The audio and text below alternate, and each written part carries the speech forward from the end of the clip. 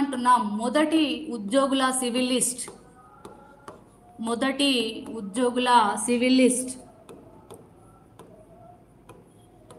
ఏ సంవత్సరంలో వచ్చింది? 1886వ సంవత్సరంలో వచ్చింది. మొదటి ఉద్యోగుల సాధారణ జాబితా ఏ సంవత్సరంలో వచ్చింది? 1886వ సంవత్సరంలో.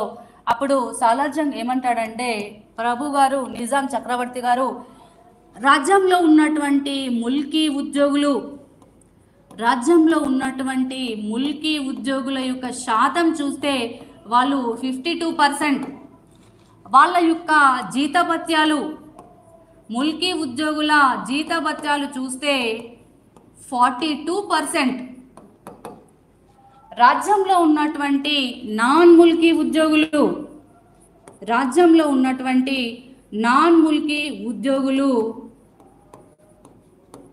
48%. మరి వాళ్ళపైన వెచ్చించేటువంటి జీతభత్యాలు 58%. ఒకసారి చూడండి, దక్కన్ ప్రాంతంలో, మన దక్కన్ ప్రాంతంలో నాన్ ముల్కీ ఉద్యోగులు 42% ఉన్నారు. నాన్ ముల్కీ ఉద్యోగులు 48% ఉన్నారు. వాళ్ళపైన వెచ్చించే జీతభత్యాలు మాత్రం 58%.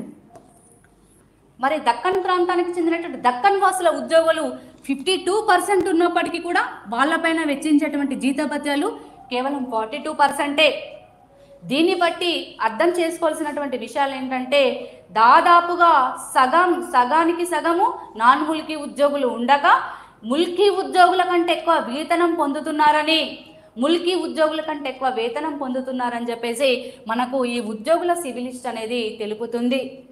సో మరి నాన్ ముల్కీలకు పెద్దపీట వేస్తున్నాడని ప్రజలు ఆరోపించడంతో మీర్ మెహబూబ్ అలీ ఖాన్ సాలార్జంగ్ టూని పిలుచుకొని రాష్ట్రంలో, అంటే మన యొక్క హైదరాబాద్ సంస్థానంలో ఎంతమంది నాన్ ముల్కీలు ఉన్నారు, ఎంతమంది ముల్కీ ఉద్యోగులు ఉన్నారు, లిస్టు తయారు చేయమని చెప్పేసి ఆజ్ఞాపించగా సాలార్జంగ్ టూ చక్రవర్తి ముందు 1886వ సంవత్సరంలో ఉంచినటువంటి సాధారణ సివిల్ లిస్ట్ ఆధారంగా మనకు తెలిసినటువంటి అంశాలు ఇవి.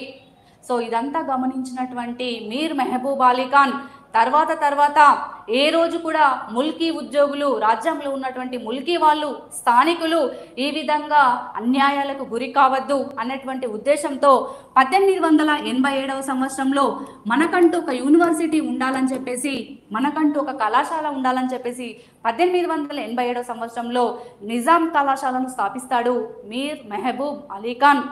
మనకంటూ ఒక యూనివర్సిటీ ఉంటే తర్వాత ఇప్పుడు ఉన్నటువంటి ముల్కీల యొక్క పిల్లలు ఈ నిజాం కళాశాలకు వెళ్తే మన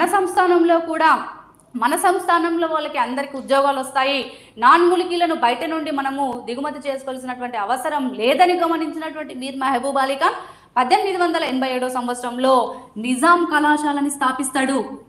అంత మంచి గొప్ప ఉద్దేశంతో మీర్ మెహబూబ్ అలీ ఖాన్ నిజాం కళాశాలను స్థాపించడం జరుగుతుంది. సో ఇక్కడ ఇంపార్టెంట్ ఏంటంటే, నిజాం కళాశాల ఏ సంవత్సరంలో స్థాపించబడిందని చెప్పేసి గతంలో చాలాసార్లు అడిగాడు. నిజాం కళాశాల స్థాపించబడినటువంటి సంవత్సరం 1887. నిజాం కళాశాలను స్థాపించినటువంటి చక్రవర్తి మీర్ మెహబూబ్ అలీ ఖాన్. నిజాం కళాశాల యొక్క తొలి ప్రిన్సిపల్ అఘోరనాథ చట్టోపాధ్యాయ.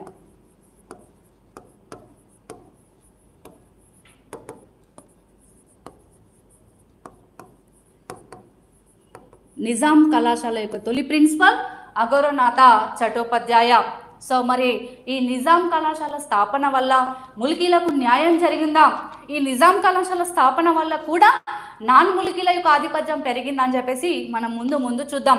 సో అంతేకాకుండా నిజాం కళాశాలను స్థాపించడమే కాకుండా 1888వ సంవత్సరంలో గెజిట్ని తీసుకొస్తాడు మీర్ మెహబూబ్ అలీ ఖాన్.